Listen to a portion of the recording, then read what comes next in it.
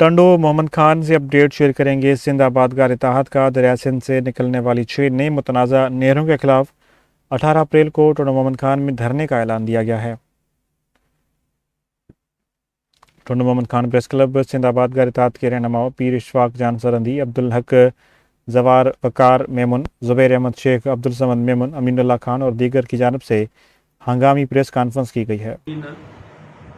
बंजर बणिजी वेंदी।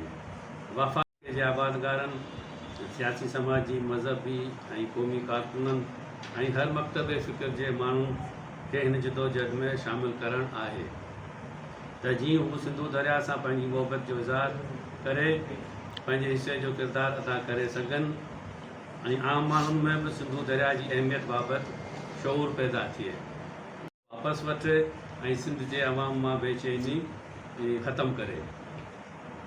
असां तव्हांजे तवसुल सां सिंध जे हर सियासी समाजी मज़हबी क़ौमी ऐं हर मकतबे फ़िक्र जे माण्हू खे अपील करियूं था त हींअर सिंध ते ॾुखियो वक़्तु आहे। सभिनी खे पंहिंजा नज़रियात ऐं इख़्तिलाफ़ात पासे ते रखी करे हिकु थियणु घुरिजे। रात ऐं नसलुनि जो दारो मदार आहे।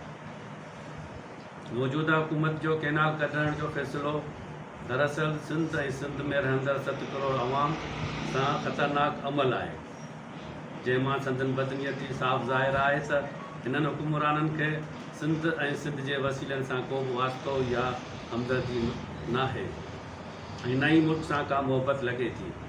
असां वागदनीनि खां मुतालबो करियूं था त सिंधु दरिया जे कुदरती वहिकरण सां